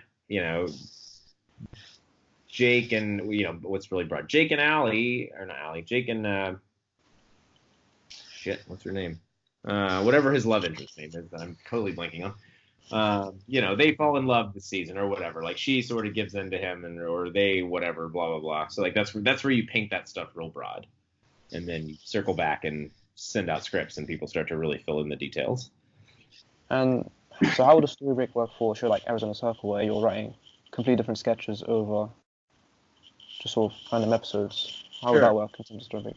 So for that show, what we did was first we painted out, well, we had two lists. We had a list of hub sketches, like what would be funny to see the characters do. And then what just of any sketch ever would you want to make? Mm-hmm. And we basically just spent those 2 weeks whittling those down and figuring out what made sense for across the season, because you're right, they're not narratively linked. There is like a strange continuity to the hub sketches, like they actually are canon in a weird way because they'll reference each other sometimes later in the season. I was just gonna ask about the pilot. I mean, it ends on like sort of a cliffhanger with the roll Cody sort of ending with Blaine in the trash can. And the whole pants thing. That is addressed in the episode back. And some of that comes back later in the season too. It's not really like you can watch any individual episode and you won't feel like you're missing anything. But if you watch the whole season, there's definitely some rewarding moments of like, okay, like this is a callback to this or that. And the finale actually I think is a pretty good culmination of everything. Like the finale calls back to a lot of stuff and like mentions stuff over the season and feels very satisfying. It's like a weirdly satisfying conclusion to a season that feels like it doesn't have continuity in a lot of ways. Okay. But look, I mean, I think with a show like Arizona Circle, you're looking more for making sure that, your episodes are varied. Like if you're going to do a outdoor, like don't do 2 outdoor nature episodes back to back, do like, I think right now the first episode's in a house. And then the second episode is in a locker room, and the third episode is like out in like nature, like out like rocks and climbing and stuff. So it's looking at almost bigger thematic stuff like that and saying like, okay, cool, like we have very different scenarios. It's like the jokes are very different, kind of the hooks are different to each set. So it becomes less about story when you're doing the breaking session for a sketch show and more about variety, tone. And just painting the broad strokes of like a season and making sure that people are going to get enough different and interesting things. And then once you're done with that, then you get to go to writing where you dial in all the details. Okay, so in terms of the writing process for Arizona Circle compared to Day 5, do you ever find yourself like preferring one of the? I mean, Arizona Circle sounds like you get to just throw ideas out there, right? I mean, any sketch you want to put out there, you can put out there. Yeah. I'm presuming Day 5 is a similar process, but do you like have a preference over one or the other? Like, what advantages does one have over the other in terms of that? Sure. I mean, they're very different. I mean, the Arizona Circle, like you said, it's kind of Wild West. I mean, you can throw out anything because it's sketch. I mean, as long as we can make it, right? So there's parameters. It's like, don't throw out something that needs so much visual effects that we clearly could never afford this, or whatever. I mean, sometimes we'll throw it out anyway just because it's funny, but like we'll be like, everyone knows, like those ideas come out, like this is really funny, we'll never be able to do this. Or sometimes, honestly, you do throw out ideas that are more on the offensive end, and you're just like, that's very, very funny. We will never be able to make that. We will get crucified if we do that. Like it's not a good idea to do, but it's funny. Like, that's always sort of one of the nice things about Writer's Room is like it is kind of like a it's just an open place where you can just pitch stuff that you think is funny, that never has to see the light of day beyond that. The day five one is I mean, I'm me personally, I'm always more drawn to narrative stuff. So like to me, the day five one is more in my wheelhouse in terms of problem solving and finding interesting things to do with characters and finding ways to surprise an audience. And I think it's fun. I mean, to me, the best example, like the best experiences I had with that were doing season two because we got to bring in brand new writers who weren't on season one. And so they bring in all these new ideas of like, we were adding characters to season two. Oh, Gabby, that's her name. We added Gabby. We added Aiden. We added, oh God, what's the last name? I can't remember my own characters. Electra Avion's character. Gab. It's not Gabby. I don't know. I should know my own show characters, and I'm blinking. But so because of that, I mean, a lot of those were like the creations of those other writers. Like, the Electra Avion's character was really from our writer Katrina, who really just wanted to tell the story, kind of immigration and have that sort of those elements to it in terms of this woman like crossing the country and trying to get into this refugee camp basically and all these things. It's not something that we like punch in the face heavily. It's not like, oh, this is such a clear allegory for our current immigrant crisis, or whatever. It's like, no, it's just like a backdrop, I guess. Yeah, like you get it. Yeah. Like the lessons and the elements are subtle, but that was something she really wanted to do, and I thought, well, that's really interesting. Let's take it for a swing. And obviously, then adding another stronger like female character to the show is always good. So it's cool. It's fun to see. I think when you get to do brand new seasons like that too, where you get to bring out, I guess every season's a new season, but getting to add those newer elements and surprises. And I think the fun thing about those long narratives too is just like you really are taking people on a journey, and it's hard. I mean, it's hard to write. Day 5 season 2 is what? In the math here, 90. So 3, it's 6 hours. About a 6-hour season. So you have to like make 6 hours of entertainment that actually people care about, like that they're along for the ride and they like the characters. You don't do anything too dumb.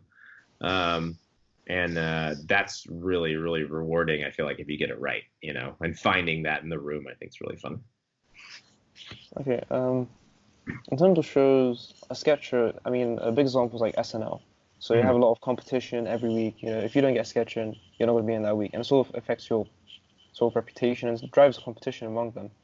For Arizona Circle, you said that you have two lists. You have the hub sketches and the normal sketches. Do you ever find yourself, I mean, for example, maybe someone writes a lot of sketches one day and then you just don't have any? Like, how does that affect, how would you describe that process in Arizona Circle specifically? Well, I think we just tried to play to people's strengths, right? So I think, for instance, what James and Elise especially are very good at is coming up with really funny ideas. And what me and Chris and Blaine are a little better at is structuring those ideas, because we've done so many live action productions before. We're a little more used to like the forms of live action content. So I would say, I mean, honestly, most of the sketch ideas I want to say came from the Willemses, but a lot of the more structured writing and kind of figuring out the bones of the season is a little more on the live action. And so those are one of kind of the perks actually of the partnership between those two departments. But I mean, and also in terms of our show, I mean, we're obviously writing very different than a show like SNL. I mean, SNL writes every week, right? They start writing Sunday or whatever, and they write through the wee hours for like 5 days or something crazy. And they also write very topical. Like nothing in our show is topical. Like we don't tackle politics or Trump or any of that stuff. Like that's not the kind of show we want to make. Like there's other shows we feel like that do that and we'll do it better than what we're going to do.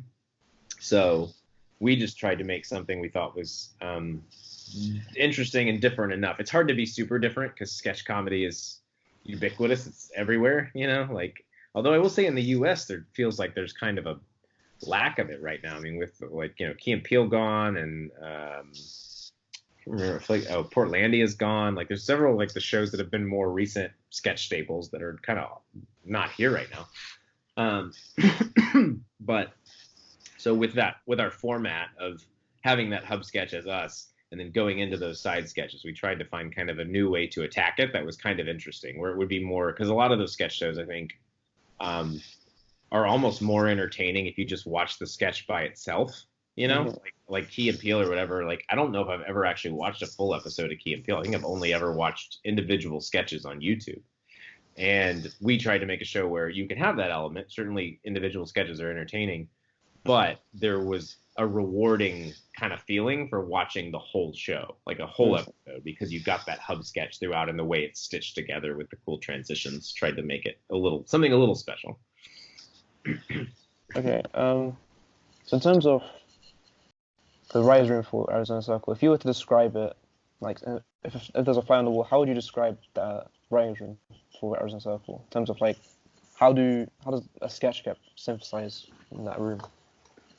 I mean, I think it just started with people just pitching sketches. I mean, it's 9 people sitting in a circle in a giant room with a big whiteboard, and people just initially, I think the instruction was just write down, just make a list, like take some time, make a list of sketches you'd like to make.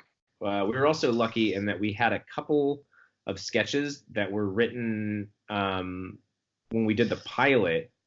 We filmed 7 sketches total.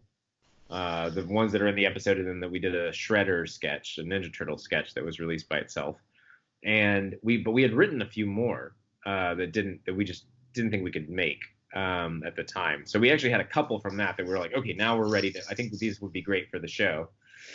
And then otherwise, everyone brought ideas, and we just pitched them. And at first, we didn't discount anything. We just wrote the entire list out. And then I can't remember how long it took, but at some point, we actually took it to a voting system. We made a big spreadsheet of like 60 sketches, and it was basically like, rate this sketch, like definite yes, maybe, or no. And then we went through and we ranked all the sketches based on how everyone had rated them. And then that's where you get to kind of step in as showrunner and take that into account. And we stuck to that a lot, but also overrule sometimes and say, no, I really believe in this sketch, even though like it's, some sketch that's in the middle. It's like, I really believe in this. I think it's going to work. We're going to have it, and we're going to figure out how to make that happen. So we were very weirdly democratic, I think, in terms of how we did what sketches made the show. And again, and also there's other factors into that, making sure like, even if there were a bunch of sketches at the top, if they were all sketches that specifically starred Elise or something, then we'd be like, okay, well, maybe not all of these, because this then becomes the Elise show and it's too much, So there's a lot of like kind of weird elements you're balancing in terms of what you pick. Yeah. Yeah, I mean, how would you balance? I mean, let's say you get 5 sketches from James, or like one specific writer. How would you deal with? Do you like actively seek out a sketch from each person, or do you just, based on whoever has the most sketches, they can just put them up? So there's sort of a split answer to that.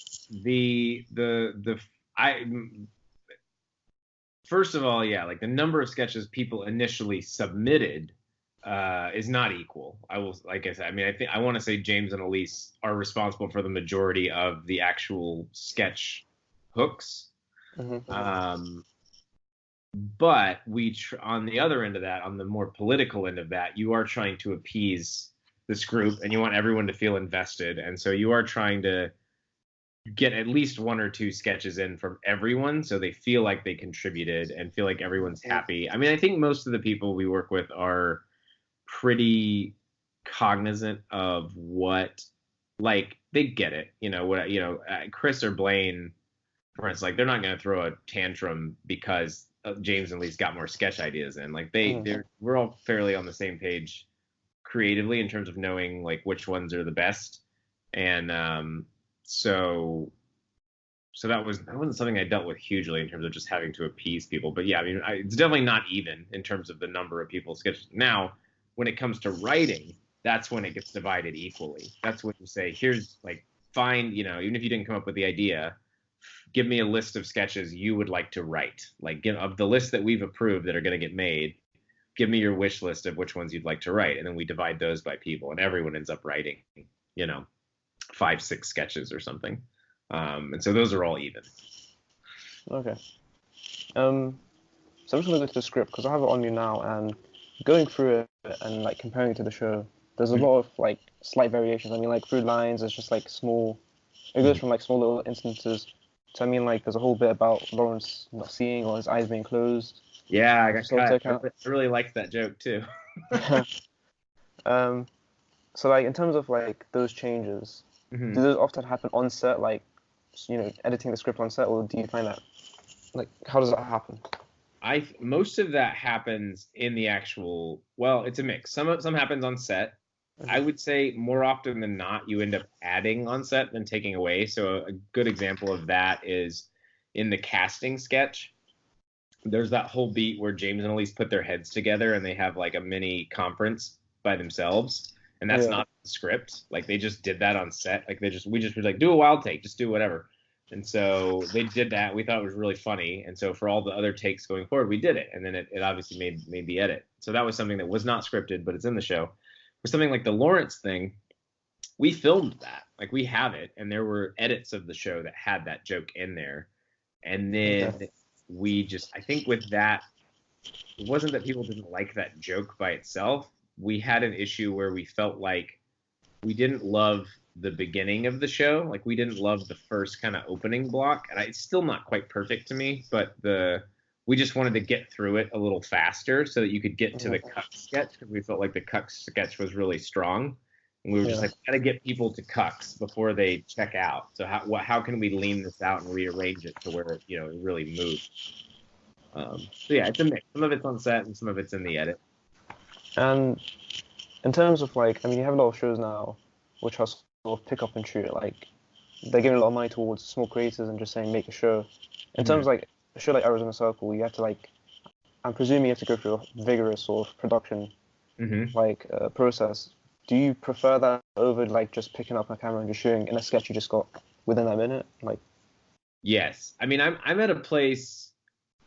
I mean, to me, I'm at a place career-wise where I don't really like to just randomly film stuff. Like I want to make something. I want to make something big that like a larger audience can enjoy. So to me, it's worth it to go through the rigmarole of setting up a production and doing all that if I can make something that's really hyper polished and like looks like a TV show. I would definitely rather do that.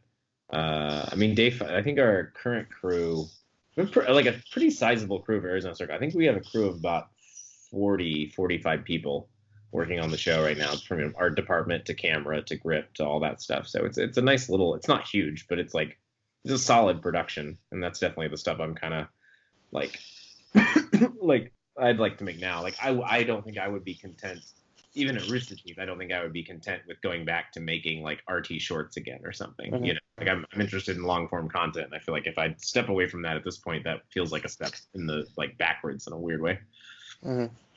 And in terms of like, you said you have 45 people working on the show. Does that ever add to? I mean, on set, do you ever have to make those like instant decisions about cutting certain parts of the sketch or changing it? Does that ever add to the pressure, or do you just instinctively do it? It definitely adds to the pressure. we had a sketch we were shooting the other day where we realized, like, seeing it on set and seeing the actors perform it, it felt too short. I was watching it and I'm like, I can tell this is gonna play really short in the edit. It's gonna feel like the sketch is over before you really took advantage of the premise. And so I pulled Elise aside and we kind of sat down and just scribbled out some improv. We were like, where can we add it? Where's the beat we can add here? And we just wrote it out, and it stresses everyone else out on set because, like, you're already shooting fairly long days, and you're like, look, I've just given you something new to do. But you end up doing that a lot, I think, in terms of finding little ways to make the show better, and then sort of you try and get ahead of that stuff as much as you can. But I mean, it's sort of par for the course that to find these things to make something just that much funnier. And then you'll just, you'll go to whoever your production designer and be like, hey, can you go find me, like, there was a Harry Potter joke we had in a different sketch where someone was doing surgery, and they were adding like a boy who lived scar to the forehead, and it was already a absurd sketch. We had him in the script doing it with a a scalpel, and then just on the set we were like, this would be way funnier if like the surgeon called out that they wanted a boy who lives scar, and then or like the doctor and told the surgeon to do it, and instead of having a scalpel he pulled up a wand and like Avada Kedavra him, and you just saw this flash. So we were like, oh god, how can we do that? Like because we're on location, so we weren't at Rooster Teeth, we didn't have the the prop warehouse right there. And we were just like, can you guys go outside, find a stick and carve it really quick into a wand, and we will use that, and we'll VFX later. We'll do visual effects for the green flash later. And so we did it, and that like stressed everyone out in the moment. We're like, no, totally, it'll be worth it, I promise. So you end up doing a lot of that. You end up kind of scrambling sometimes when you find something that either isn't working and you're trying to fix it, or you find some little way to make it better. But that's, to me, it's, and you'll always, you'll have crew people complain about that stuff sometimes. But to me, it's as a creative, it's like, you have to do that stuff. That's how you make your show great, is finding those little moments and those little details to just make it that much better, And so you guys did pilot, I mean, back in late 2018, and now you're doing the whole season. What lessons do you learn from the pilot that you're now applying? Or like, what has changed between the pilot and now the full season in terms of the writing process? In terms of the general process in general for the production. Sure. So I mean, one of the bumpier parts of the pilot was we just didn't have, Elise and I were show running it, but we didn't have the directors were kind of amorphous. Like people just kind of stepped in. I think, like I mentioned earlier, some of the sketches we just didn't quite have figured out. Like we didn't quite know what the show is, right? That's always like the problem with a pilot, is like you're still figuring out what a show is. And so with that, there would just be sketches like Banana Bunch where like I was hesitant to direct because Elise had come up with it and I didn't feel confident. I didn't know what it was. And I was like, I'm a little hesitant to kind of step in and direct these performances because I want to make sure Elise gets it right. But then it turned out Elise wasn't so sure either. So it became this kind of weird thing where the set would slow down because you'd have kind of two indecisive directors being like, I was kind of afraid to commit to stuff. Usually it's not an issue. Usually I feel pretty good about, if I'm stepping into something I care about, I'm pretty good about coming in with a vision and specific shots and all that stuff. But so we floundered a bit there.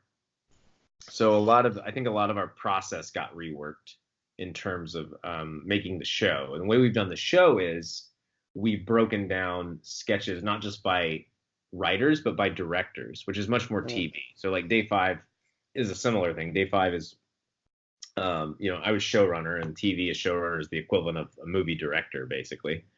But a TV director just directs episode to episode, and their primary concern is performance, right? So they direct the actors, and they can add some visual flair and some things to make it interesting, but then your job as showrunner is to oversee that and to make sure that it feels like the same show, so it doesn't feel like, oh, someone made 8 short films that don't feel related at all because they all look different or whatever. And you obviously use the same crew over all that as well. You have the same director of photography and all those things that kind of help streamline some of those elements. So on Day 5, it's a bigger thing because the director is helming a 45-minute episode, which is 8-10-day shoot depending how long it is. On this, we've broken the sketches down by director, so you're only directing like a 5-page thing at a time, so even like the first episode has 5 sketches, those might be 5 completely different directors overall, but then like Day 5, Elise and I, showrunners, will oversee it on set and through post to make sure that the show overall has the same feel. So it's a lot more orderly in terms of, and the same with writing, like tasking specific writers with scripts and all that stuff. It's just, I think we learned how to streamline it because this is the first time I've ever done something with so many, basically 9 people, the main cast. We want to make sure everyone had creative input, even if they weren't actively writing on the show. So I think we found a way to balance that better since the pilot, for sure. And I mean, you said the fact that it's 9 people and you're all the cast, or so many cast members, compared to Day 5 where you had a little cameo, but the main characters are completely different actors. Does it sort of remove another layer in terms of the production method and the sort of making sure your idea was done by you, so it's going to be instant, compared to like directing another person and trying to translate that idea to them? Well, I don't think I'm a very good actor personally. Okay. Like, to me, it's I way prefer having someone who is an act, like who's good at it, and the day five cast is great. So that's what's so wonderful about them is you can, like it's I would argue day five is easier just because it's so much more structured, right? The actors aren't also the talent, like they have no hand in writing, they have no hand in directing, like everyone is much more regimented, and a lot of times that means they're a lot better at their job because that's what they focus on, so and then on set I don't have to, there's few things worse than trying to direct something that you're also starring in. Like that's how people do it, but to me it's a nightmare. Like it's just I'm such a control freak on set, but like it's like I have to see the monitor. I have to know what the shot looks like and what the performances look like, and if I'm on camera doing it, it's a pain. Which is also another rule that we put in for Arizona Circle. Like if you are starring in a sketch, you can't direct it. Okay. Yeah, so we did some rules like that to make it a little easier on people. And in terms of, I mean, you're talking about actors. It's a big thing right now, like in terms of Hollywood hiding the scripts from, or like scripts being such a top secret thing. In terms of day five, did the actors know the whole season arc, or were they just like were they told of what was in that scene, so they're more so acting in that mindset? Yeah, I think they had most of the season. I think season two got a little. I think both seasons actually ran into issues where like some of the scripts weren't 100% done when we went into production. Like we start filming the first episode, but maybe 7 and 8 were still like being a little revised and polished. So there would be some instances where like people wouldn't know, but it was just because the writing was taking longer than expected. We didn't do anything specifically to hide. Like, were they aware of sort of the ending? For example, season one, were they aware of the ending compared to the beginning in terms of what happens, or were they just completely oblivious to it? I think they knew. I think the only times that I had to like sit down and like talk to people was when they were gonna die. So I would like sit down with them and be like, hey, just so you know, you're gonna die in episode 6, or whatever like the thing would be. So those are always interesting conversations.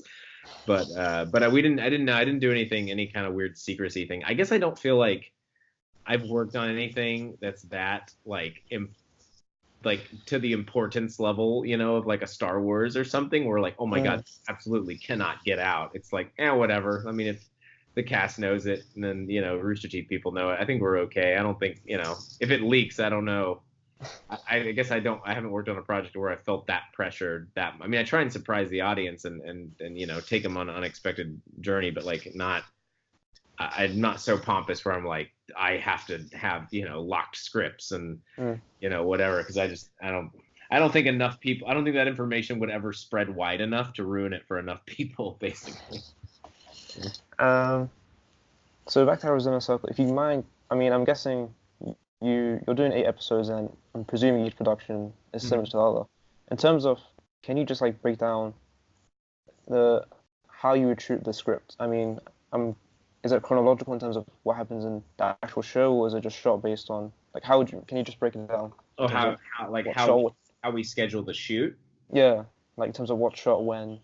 Oh man, yeah. It's all over the place. It's wildly out of order. A lot of this shoot in particular for Arizona Circle has been based on Funhouse availability. So we have James and Elise out here for the whole run of show. They're staying out here 6 weeks, I think. They even brought Benson. They drove out with Benson. But the rest of them, like Bruce, Adam, and Lawrence, we actually have Alana in some of it too. But they're still working, so we get them for little windows. Like I think Bruce was here. He was here Thursday. He flew out, did one full day of shooting Thursday, and then he went back, and now he's coming back out Sunday night. They're actually all coming next week. Next week's what we called it Funhouse Week because we have the entire Funhouse cast here all next week. So that's dictated a lot of how we shoot. Sometimes you also shoot by location. So we have 2 big sketches, 2.5 sketches that shoot at a big theater stage. So we do things even though they're not in the same episode, we'll shoot those 2 days in a row so that we can do what's called a walk away, which is like where you just leave all your lights and everything on the set and don't have to pack up. Usually at the end of the night, you throw everything back in the truck and you drive it back to base camp and it's a whole thing. But those are nice days where you're going to be on that exact same set the next day. So you just leave it and come back, and saves you time, buys you more time to shoot the next day. So there's it's a mix of people's schedules. It's a mix of what makes sense economically in terms of doing a lower budget shoot like this. So you end up, and this is similar to day 5 too. I mean, day 5 was shot pretty out of order. Like we shot all over the place. I think like what the first. I do think we started shooting episode 1 first. And then, well, actually, no, that's not true. I mean, that's true of season 2. Season 2 was wildly out of order, but season 1 was actually shot pretty much in chronological order. Like maybe not exactly within an episode, but like we basically shot it in order of the episode. So we basically shot out episode 1 first, then episode 2 first, and episode 3 first. But season 2 was like started like first day might have been episode 1, and the next day might have been like episode 5, and whatever. So and that can drive your actors kind of crazy because they're like, then they have an issue of knowing where their headspace is supposed to be for their character. Yeah. Like, and I just ask, like, how does that for you in terms of having season 1 chronological, season 2 not? How does that, in terms of directing or being on set, how does that affect trying to explain to the actors? Your actors will probably hate you, but I mean, they know where they signed up for a lower budget thing, and this is kind of the what we have to do to get it made at all, because we just doesn't make sense to shoot it chronologically. I mean, I think in terms of directing and show running, the key is just like you have to know what the end result looks like in your head. Like you have to be the one who knows how this all ends, because if you don't, then it's chaos. Like you have to know the next scene. You need this outro because the next scene is this, and you have to get this character moment because the next scene is that. Even if you don't film that next scene for 3 weeks, it's like you have to keep the puzzle straight in your head, because other people will do it on paper, but not in the same creative way. Like they don't see the end game. They're just checking off a list that you made. You said these are the shots I need for this, and they'll check those off and they'll get you what you've asked for. But in terms of whether you've made something that's ultimately going to make a good creative end product, that's pretty much all on your shoulders to remember, like what the big picture is for the 3 months you're filming. So you sent me over this story treatment for day 5 season 1. I was just wondering if you can sort of explain the purpose of it, what story treatment is, and how you came up about writing this one. Sure. Let me see hold on. I don't have that right out in front of me. Let me pull up the one you're looking at. Story treatments in general, while I look for this, it's basically an outline, right? So it's before you actually get to the page and you're writing actual script pages. You're basically just doing an outline or a summary of your story and how it's broken down structurally. So yeah, and you do that on most projects, I would say. I mean, even in Arizona Circle, we write it's smaller, but we write a small summary of our hub sketch.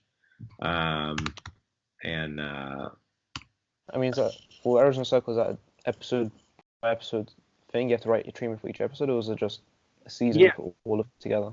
It's a seasonal one, but it's all like I think each episode basically fit on one page. So at the top would be 5 sentences about here's the hub sketch of this. I mean, like if it was like referring to the pilot, it'd be like here's the 5 sentences. They're in a hospital and they're trying to save the pants, and like you'd get like here's the basic joke of what this is about, and then the next one would be like here's the cuck enforcement officers and they do this and that, and it ends in a big raid. There's really, really broad strokes of like what you've thought about in terms of okay, cool, I found this email. Yeah, in terms of what you piece together. I mean, you try and make those. Well, there's 2 versions. There's usually kind of like a treatment that you make for yourself. That's that I put in as much detail as I possibly can. Like even if it's like, oh, I know a really funny line, that we could put in here. Or sometimes it's pulling up this treatment. Like I'll have a really funny line, so I would put that in more like a personal doc for me and say like, here's everything I know about this. I just vomit out every single thing I know, just so there's a list somewhere of everything we've thought of that we might use. But then what you're saying is more something I would turn in. Okay. And say here's a simplified version for you, Matt or Bernie or any of the other Rooster Teeth executives who'd be like, something that they could easily digest it. They could sit down and read it at lunch or whatever and say, okay, I get it. Because you get too in the weeds and people's eyes glaze over and they don't care. I mean, this kind of harkens back in some ways to what I mentioned before about like learning to write good pitch materials.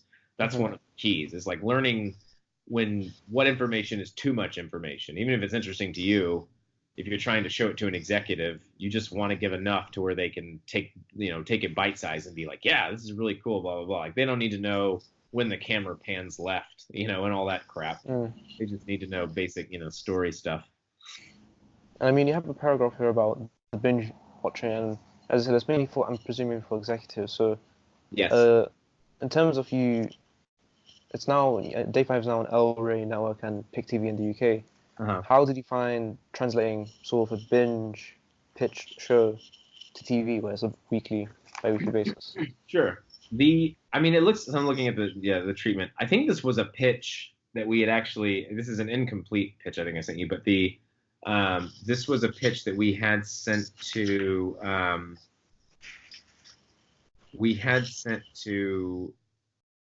Or it was a draft of a pitch that I think eventually went to Netflix. So this one was very specific to Netflix. So I think we were courting them at the time and saying, hey, this is why this would be a great show for Netflix, which may or may not be true. I think it's just sort of like just trying to sell it to them. I mean, to me, like you could watch it either way. It wasn't a show that was innately built for a binge format. It's just like, I think in this particular instance, we were just trying to make it sound sexy, like it was. But I mean, it was really built like a pretty traditional TV show. So it's actually much better, I think, as a weekly viewing experience. I've also, I mean, just in terms of philosophical stuff, I much prefer the weekly shows than the binges. Like, I mean, that might be just because I'm a little older, but it's, like I think J.J. Abrams or someone's talked about it before, where they said like they like the weekly conversation that happens when you have a weekly show, because it's like then you get a week to talk about it with friends. You get to speculate on the next episode and then all this fandom and whatnot, versus like you just drop an entire season, you talk about that show for like a week, especially the rate that Netflix drops shows, and then it's just suddenly you're on to the next show. You're like, ooh. I guess in terms of the structure, did you find? So I mean, each episode starts off with a flashback, right? Yep. And you often find at the end of the episode there's always for season 1, it introduced a character. Almost every single episode sort of had them cross paths with Jake, and then sort of go into their backstory. Did you ever find that to be like a constant thought, and when you're writing it, or was it just sort of an afterthought? I think at a certain point, like I can't remember why we did. I think the flashbacks. Sorry, I think the flashbacks initially were I don't know, just like we just found that to be an interesting narrative device, because I liked. Have you ever seen like 28 Days Later? By Danny Boyle, like the opening, like the title of that movie is 28 Days Later, but it's also the timestamp, which I think is really interesting. Like there's like this opening with like the outbreak and the monkeys, and then it says 28 days later, and then it cuts, and it's literally 28 days later. Like it's the timestamp and the title. So I just always thought that was really cool. So we did that with this, where it was like, I think it'd be cool if we did a cold open that was always a flashback, and then have the titles, and then the last title is day 5, and then that freezes, and a timestamp comes up underneath that tells you what time of day it is, and you're jumping in. Obviously, that becomes a bigger problem with season 2, and then you start to wonder why you named the show Day 5 at all, because you're like, well, now we're not even in day 5 anymore, so now that doesn't quite work. But for one season, it worked. But we also kind of liked the delirium aspect of it, of just like this sort of trippy like time jump each time, and the way, like you're saying, like you could sort of introduce the characters and then sort of give them this stylistic open and then feed them into the main narrative. So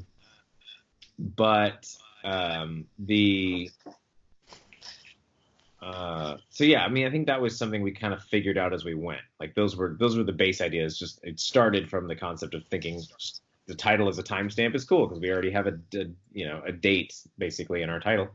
and then expanding that into saying, well, this would be a really interesting way to introduce characters and kind of introduce the through thread of the season or whatever the episode, and then feed into that. Mhm. That's also an interesting one where we did because that's ultimately where we ended up using the Joel shot, right? The day 5, the Joel Congress RTX shot, which is actually very different from where we used it in the short. In the short, it's actually the ending, where he walks out and he's basically gonna like face the world alone after, he's after she dies in the theater. And then in our version, it's still technically that moment, like he leaves the theater and he's alone. But it just we really liked that as like a jump, like especially that I think that's our first time jump forward because it says like day. Well, it's actually not accurate. It says day 96 or something, but it's day 96 for him personally, and not for everyone else because he's had insomnia for 3 months longer. So there's sort of like a cool trippy thing. Anyways, it was fun. We got to play with that device a lot, and I was really happy with how those turned out. And in terms of, the project changed from a film to a TV show now. And was any material when it was considered to be a film? I mean, you said you made the short, but before then, did you ever like have to go through the process of changing it from film to TV, or was it always a TV show when you were in the project? Yeah, when I was involved, but by the time I got involved, it was a short, and then it was a TV show. So I never dealt with it as a feature or had to figure that side of it out. Like they had already kind of taken a swing at that. It wasn't very far along. I mean, they had a draft, but the draft was very early.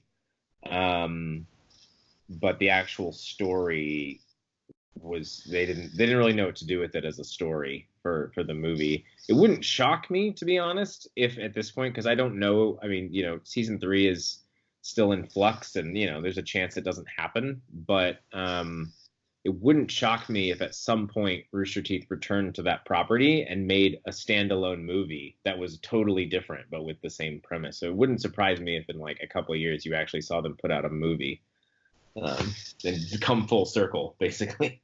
And I mean, it kind of leads into my next question. I mean, if you were to write as a film, would you have been able to like translate the story you got now into a film, or would it just not fit? I would like to rethink it at the very least. I think I mean my gut is that there's a better version. There's a better different story that fits within a 2-hour time frame than what we've told over 10 hours of television basically so far. That might not be true. There might be a way to adapt what we have or take. I mean, at the very least, I think you could go through and take pieces of it that really work, or some of the lore that really works. But I think you would probably need different characters and different circumstances to to let a shorter narrative work. Okay. And I mean, I think I'll just have one more question, and then I'll carry on next time. So in terms of the world you built for Day 5, did you ever sit down and consider fleshing out the world, or was it always just you wrote the story of these characters, and once production came around, then the world sort of revolved around them? No, it's both. I mean, to be honest, when we did the short, they had done a feature, or they had written a feature, and they'd written some kind of these scattered episodes of a really short web version.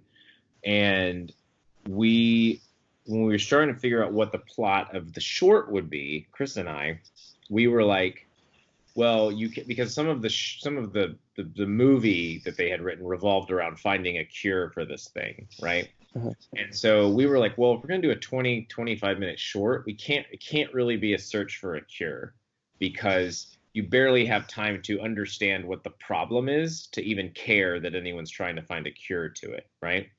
So what we did instead was we structured a character story. It was about this guy and this girl trying to get to this movie theater, because she goes to this movie theater every Christmas. The short was set at Christmas. It's basically this plot of episode 4 with Joel's character and the girl.